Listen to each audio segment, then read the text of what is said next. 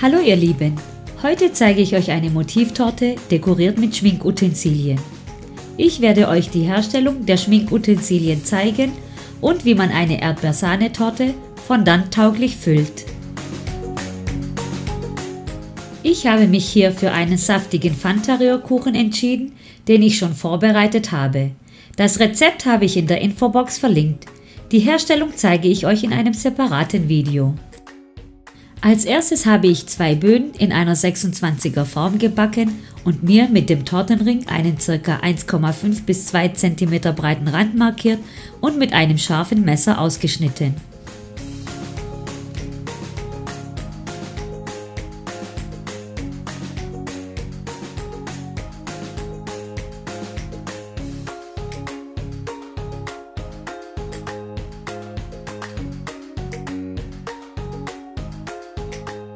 Die Ränder entferne ich hier vorsichtig, da ich sie gleich wieder benötige. Dann schneide ich die Tortenböden einmal durch und stelle sie beiseite. Ich werde insgesamt 3 Böden benötigen.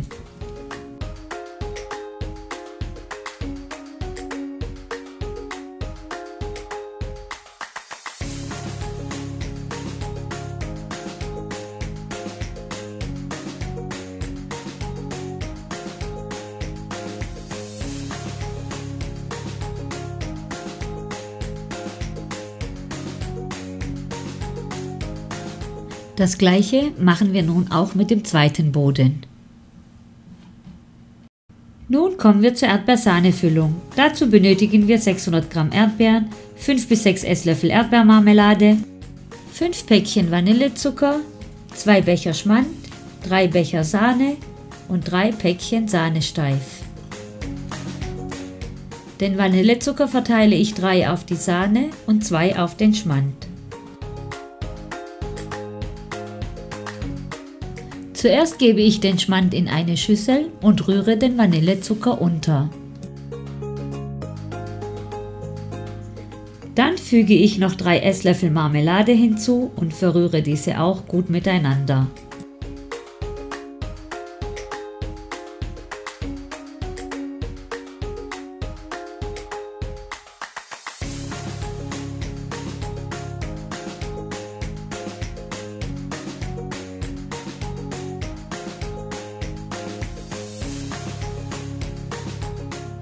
Nun gebe ich die Erdbeeren hinein und gebe hier noch extra 2 Sahnesteif hinzu.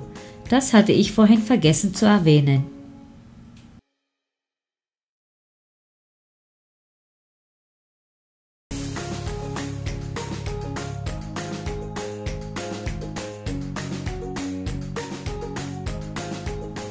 Nun schlage ich die Sahne mit 3 Vanillezucker und gebe 3 Päckchen Sahnesteif nach und nach dazu.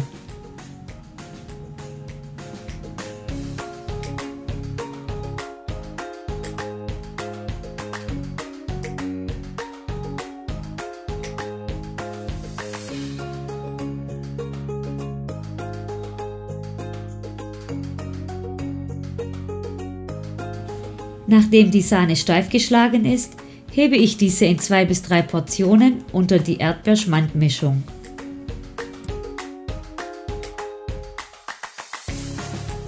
Außerdem gebe ich den Saft einer halben Zitrone hinzu. Das rundet den Geschmack ab. So, nachdem jetzt meine Füllung fertig ist, können wir auch gleich die Torte befüllen. Meinen abgeschnittenen Rand habe ich zwischenzeitlich auch einmal in die Mitte vorsichtig geteilt. Das hatte ich am Anfang vergessen. Ich lege einen Tortenring um den Boden und gebe einmal den schmalen Rand auf den Boden und drücke diesen an den Tortenring. Ich streiche dann etwas Marmelade auf den Boden und gebe meine Erdbeersahnefüllung auf den Boden, so dass er nicht höher ist als mein Rand, damit die Sahne nicht mit dem Fondant in Berührung kommt.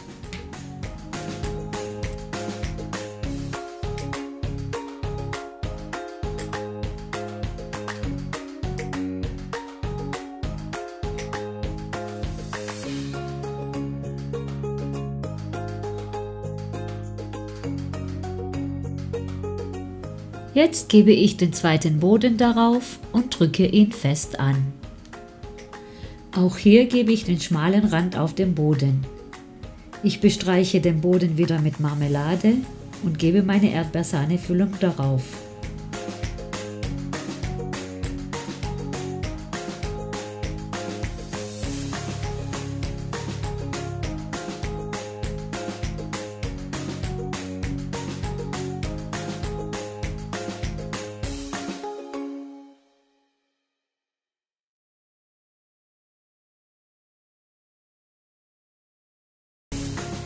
Um meine Torte mit Fondant überziehen zu können, habe ich diese mit einer amerikanischen Buttercreme eingestrichen.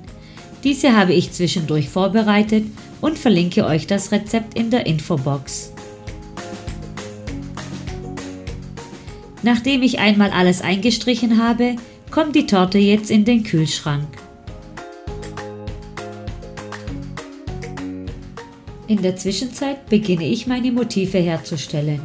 Ich mache zuerst den Lidschattenkasten und schneide mir hier ein Stück schwarzen Fondant aus. Für meine Motive habe ich hier verschiedenfarbige Fondant hergelegt, natürlich auch in Weiß.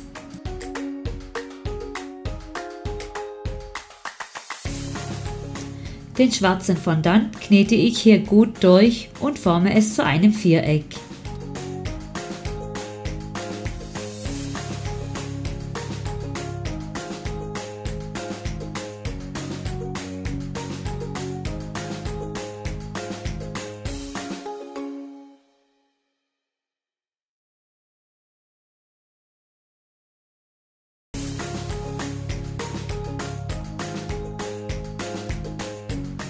Hier schneide ich noch etwas weg, denn es wirkte für mich noch etwas zu groß.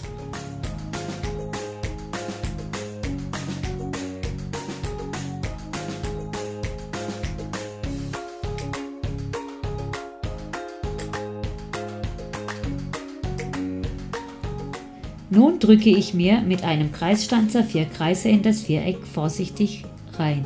Schaue, ob die Abstände stimmen und stanze dann die Kreise etwas fester ein, die ich dann mit einem Messer herausschneide.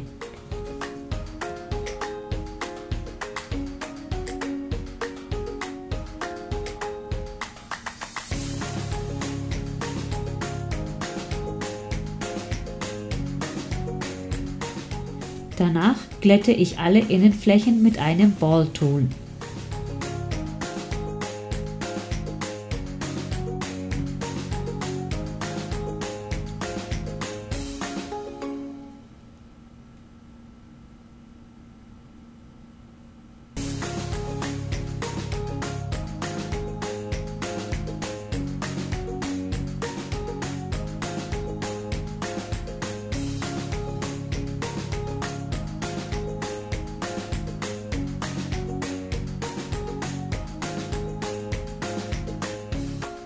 Nun rolle ich etwas Fondant aus von den Farben Hellblau, Türkis, Rosa und Lila und steche mir hier kleine Kreise als Lidschatten aus.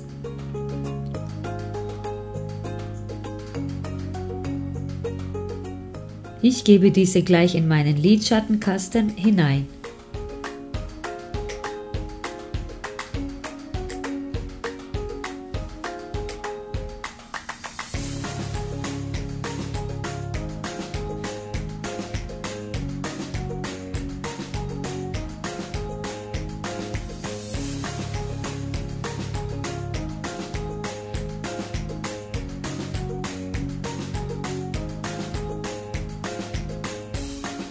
So, jetzt nur noch rosa, bisschen durchkneten.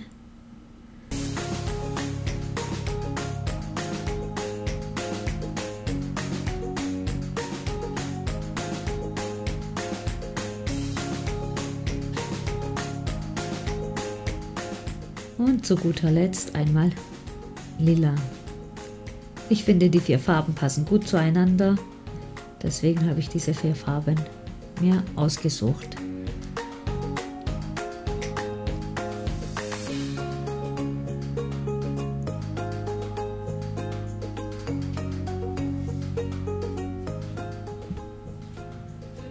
So, die sitzen so gut drin, dass ich sie nicht mehr rausbekomme und nicht mehr kleben brauche. Damit die Lidschattendose so realistisch wie möglich aussieht, lasse ich mir mit einem Extruder einen silbernen oder einen grauen Fondantstreifen raus.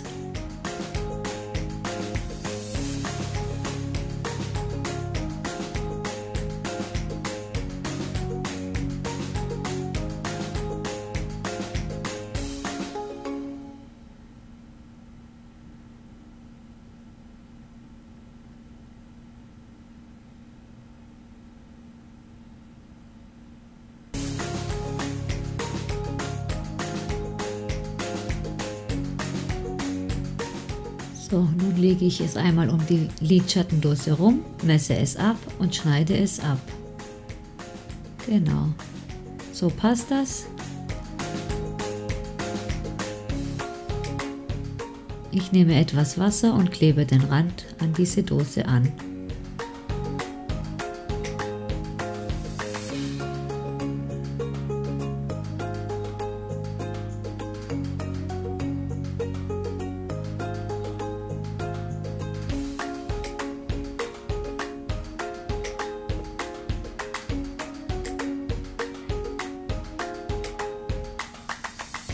Damit das Ganze etwas echt wirkt, male ich den Rand mit einer silbernen Metallicfarbe an.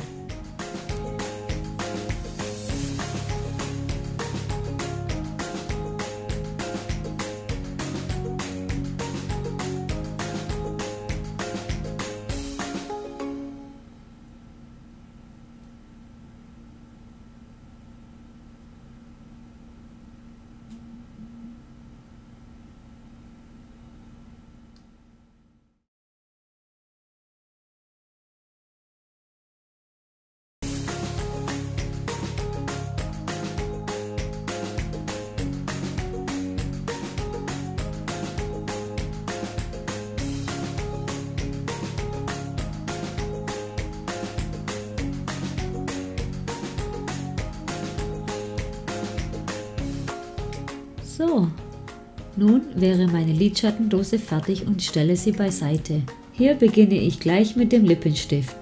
Ich knete wieder schwarzen Fondant und forme diesen zuerst zu einer Rolle.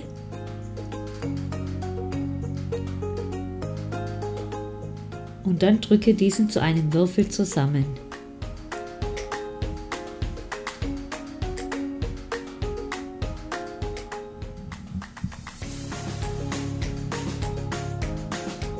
So, das ist die Größe, die ich mir vorgestellt habe, das müsste so passen. Dann habe ich mir mit weißem Fondant zuerst eine Kugel geformt und dann halbiert und zu einer kleinen runden Platte geformt.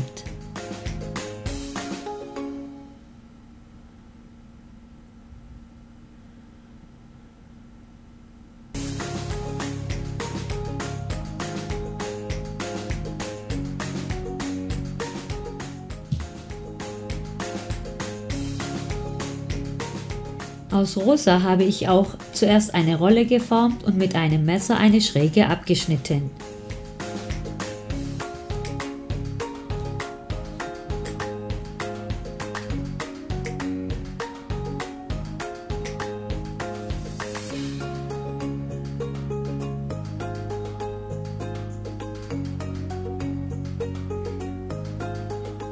Beim Zusammenstellen ist mir aufgefallen, dass die weiße Platte etwas zu dick ist und habe eine etwas dünnere Platte geformt. Auch der Lippenstift schien etwas zu dick und habe ihn versucht etwas schlanker zu drücken.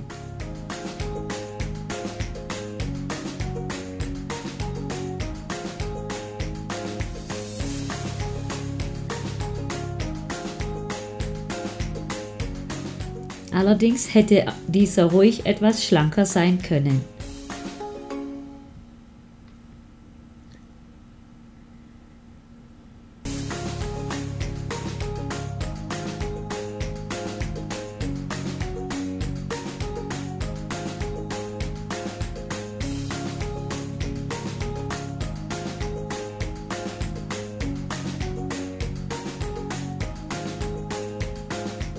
So, mein Lippenstift wäre fertig und ich klebe die Teile jetzt mit etwas Wasser zusammen.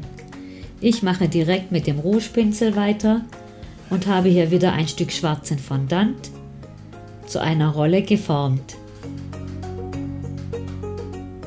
Beim Formen habe ich auf eine Seite mehr gedrückt, um diese schlanker zu machen als der vordere Teil.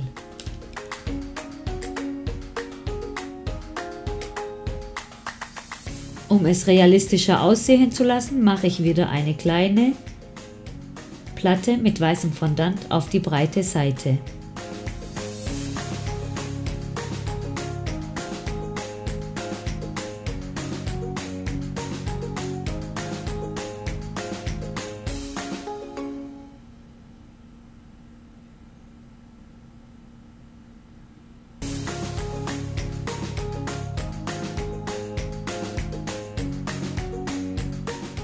Eigentlich ist das keine Platte, das ist eher wie ein Ring oder eine runde Platte.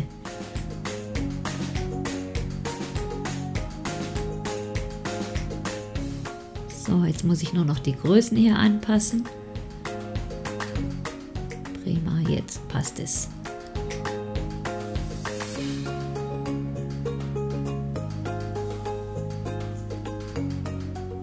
Fondant, daraus forme ich einen kleinen Kegel und drücke diesen an die breite Seite des Pinsels trapezförmig an.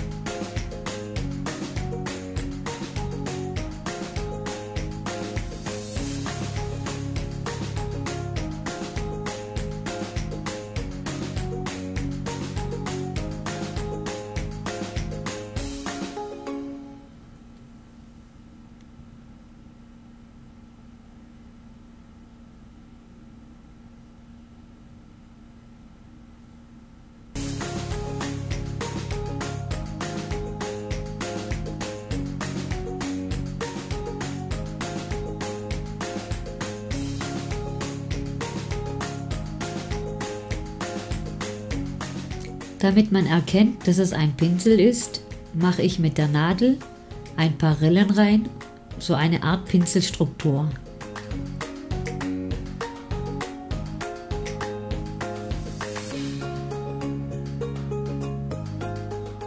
Nachdem ich mit der Größe und mit dem Aussehen des Pinsels zufrieden bin, klebe ich diesen wieder mit etwas Wasser zusammen.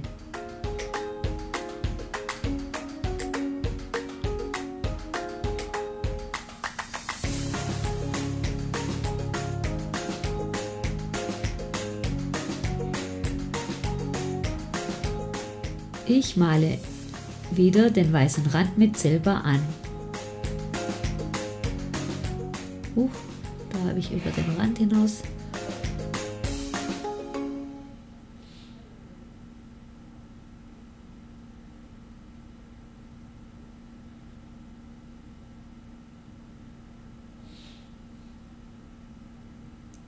Nun, jetzt alles fertig und stelle diesen beiseite zum Trocknen. Ich mache direkt mit dem Applikator weiter. Ich forme wieder aus schwarzem Fondant eine dünne Rolle, schneide diese in die gewünschte Länge, so dass es im Verhältnis zu den anderen Motiven passt.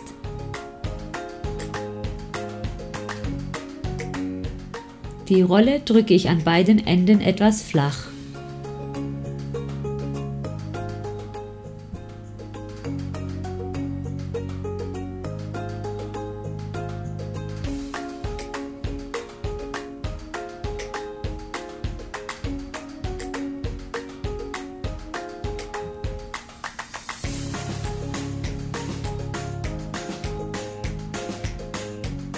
Aus hautfarbenen Fondant forme ich eine Kugel,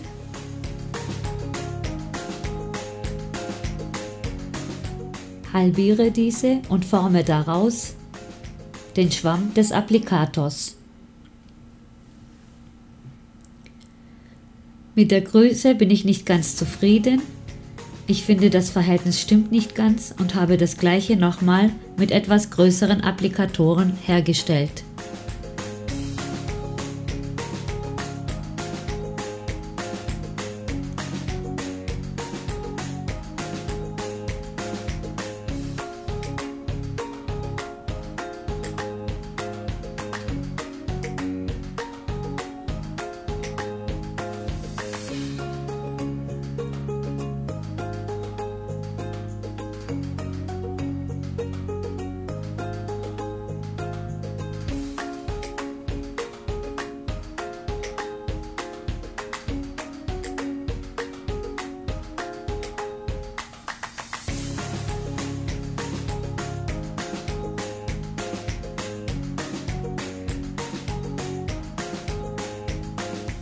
So, nachdem mir die Größe auch gefallen hat und das jetzt alles passt, klebe ich diese wieder zusammen.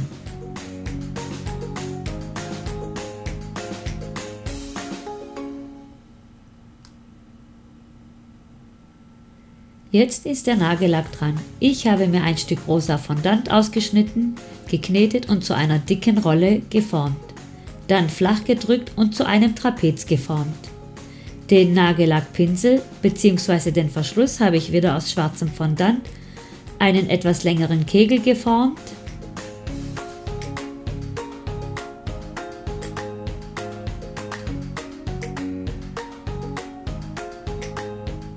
Versuche gerade die Größenverhältnisse anzupassen.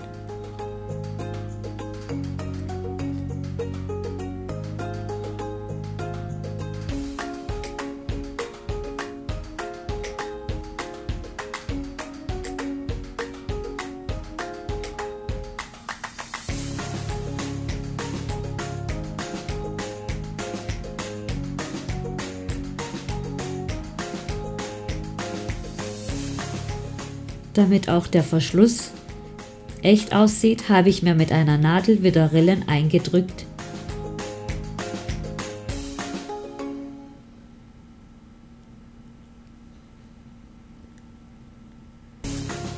Nachdem ich so zufrieden war, habe ich das Ganze mit etwas Wasser beklebt.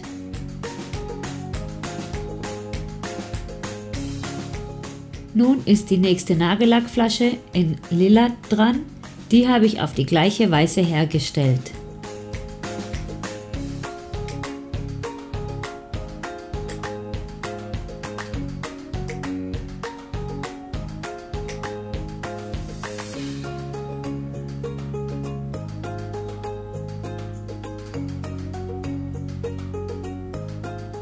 Nun beginne ich mit der Rouge-Dose. Dazu wähle ich den schwarzen Fondant etwas dicker aus, steche einen Kreis heraus. Aus diesem Kreis markiere ich mit einem Modellierstab im Inneren einen etwas kleineren Kreis und schneide diesen vorsichtig mit einem Messer heraus.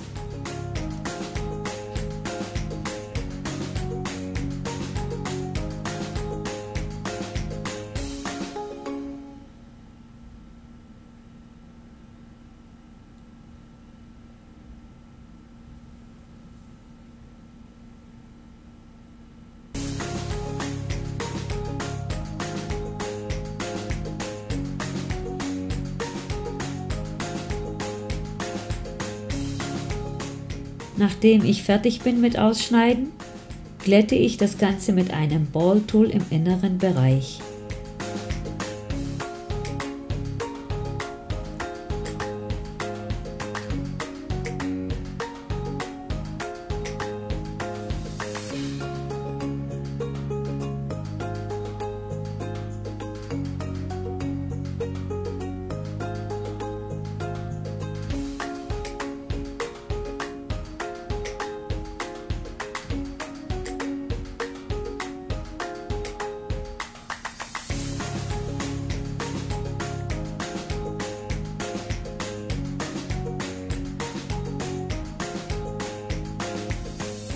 Als Puder habe ich mir pinkfarbige Zuckerperlen ausgesucht.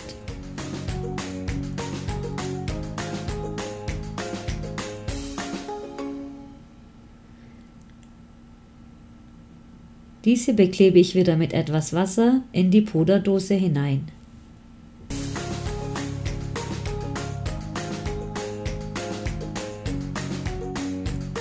So, die Puderdose wäre auch fertig. Die stelle ich nun zu den anderen Motiven zum Trocknen. Hier könnt ihr alle auf einmal anschauen. Zu guter Letzt kommt die Perlenkette dran. Ich drücke mir hier 2 Stränge weißen Fondant in die Silikonform. Bitte achtet darauf, dass die Perlen gut gefüllt sind und außen sauber aussehen. Das würde man später sonst sehen. Ich glätte das Ganze noch mit einem Ball-Tool.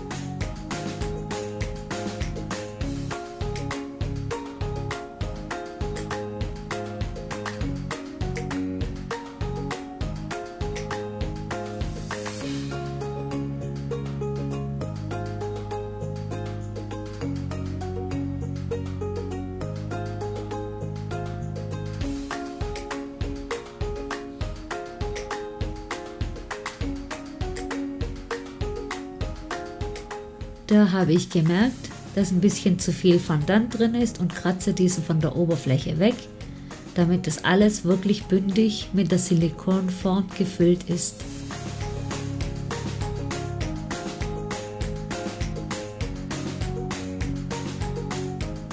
So, jetzt sieht das Ganze etwas sauberer aus.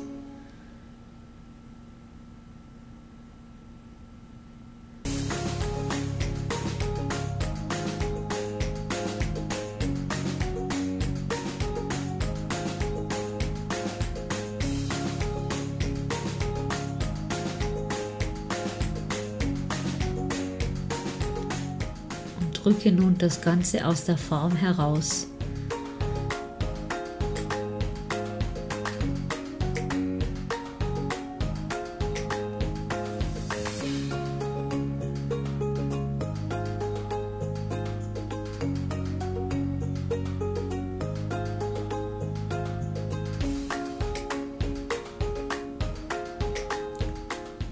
Und begebe mich wieder zu meiner Torte. Ich prüfe, ob alles glatt ist und streiche nochmal nach.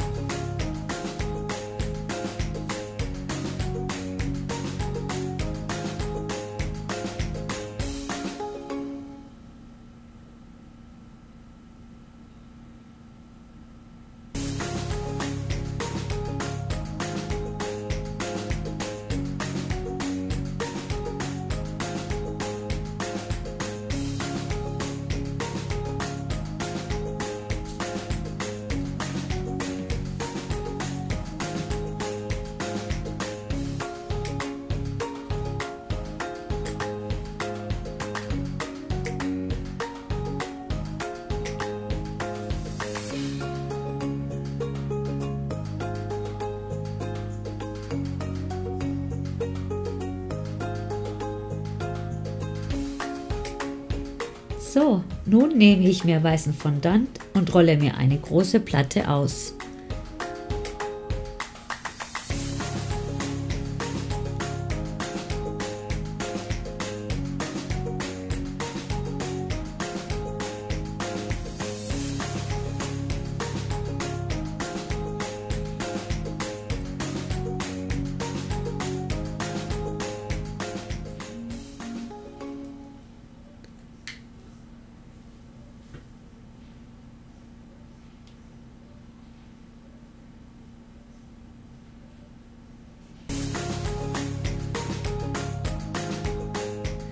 Beim Ausrollen können Luftblasen im Fondant entstehen, diese habe ich mit einem Messer aufgepiekst.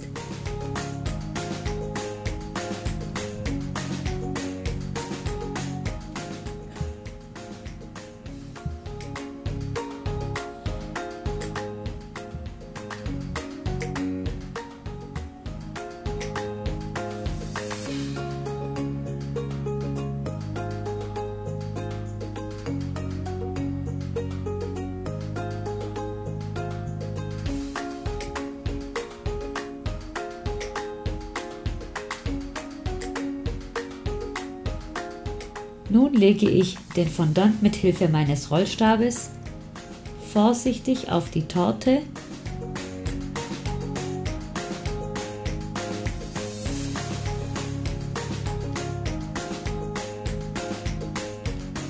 Drücke diesen leicht an und arbeite mich an den Rändern vorsichtig von oben nach unten.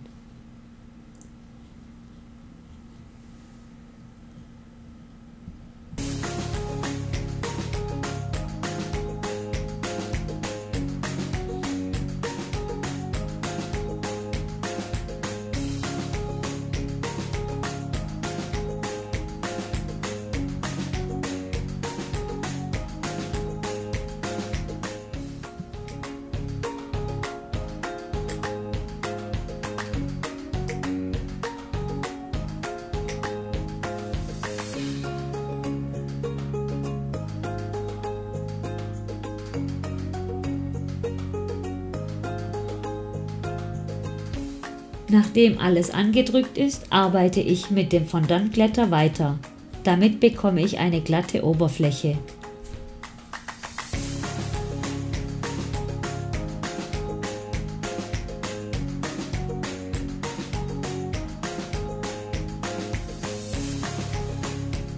So, jetzt habe ich alles glatt gestrichen und schneide den überschüssigen Fondant jetzt mit einem Messer weg.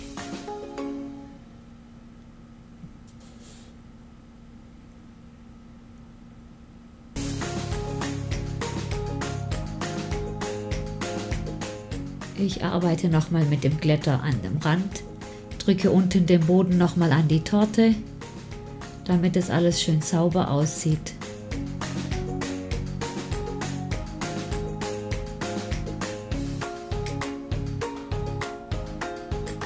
Mit einer Rautenschablone steche ich mir am Rand das Rautenmuster ein.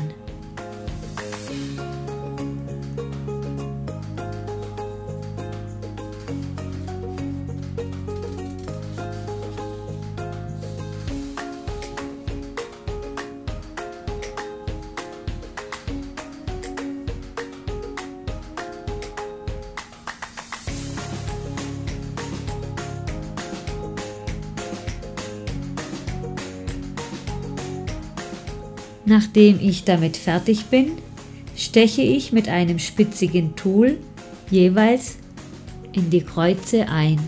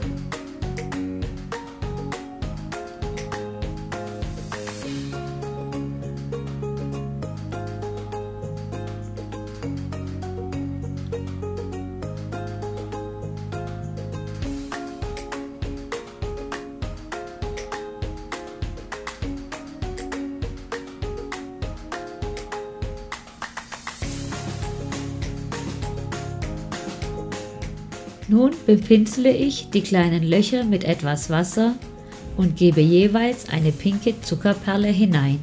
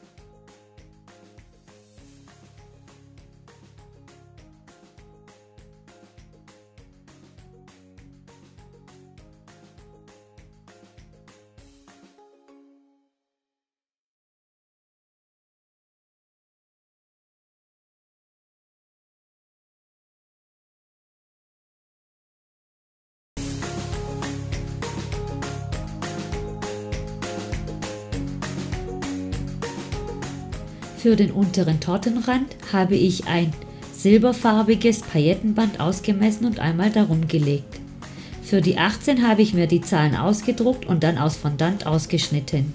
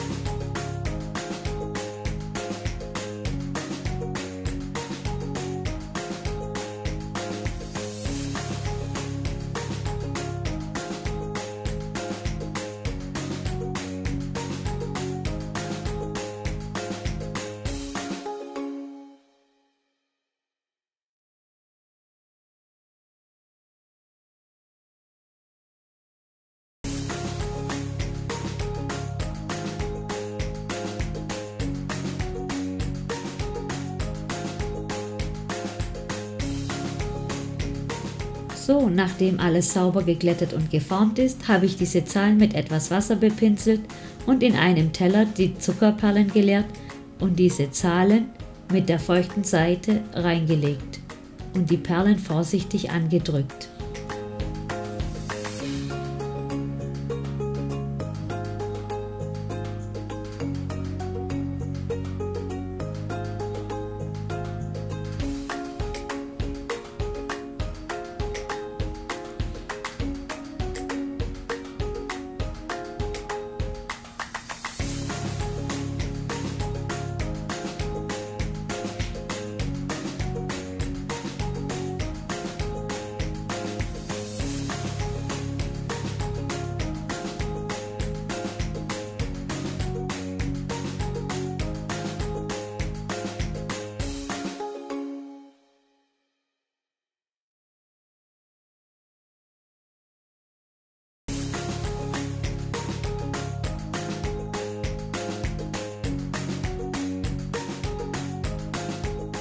So, jetzt habe ich die Perlen noch zurechtgerückt und bin mit dem Ergebnis zufrieden.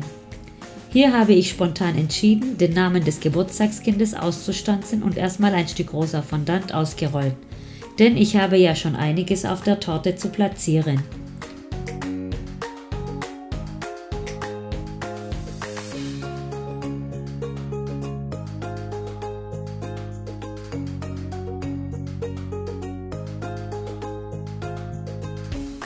Jetzt klebe ich mein Paillettenband mit Wasser an die Torte.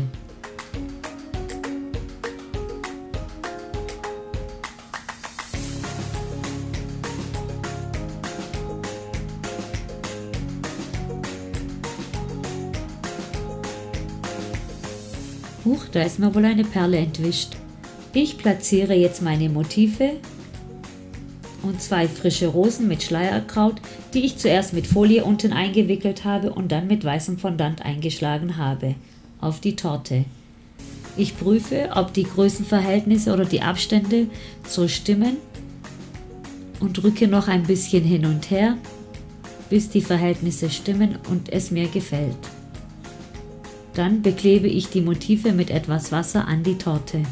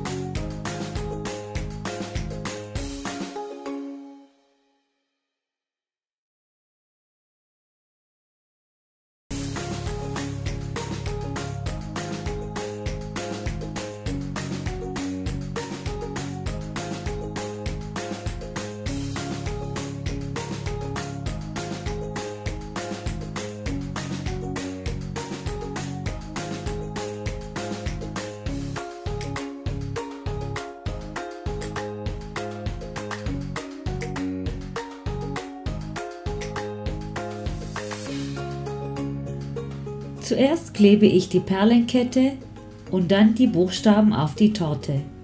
Ich schaue, dass die Abstände alle passen und verschiebe noch die Buchstaben, so dass es mir gefällt.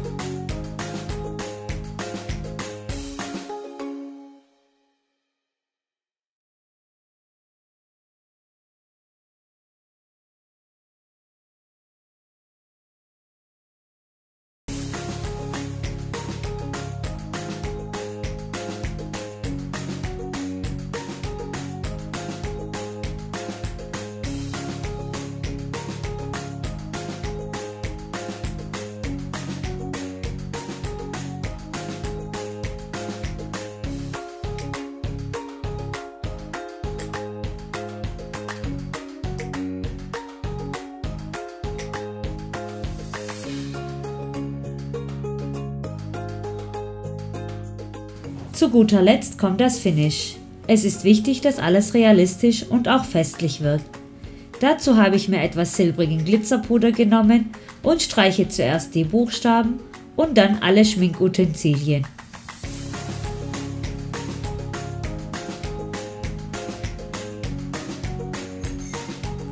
Am Schluss hatte ich doch noch einige Kleinigkeiten ausgebessert. Da war leider die Kamera nicht mehr an. Ich habe etwas silbernen Glitzerzucker auf die Torte gestreut und auch auf die Nagellackflaschen geklebt.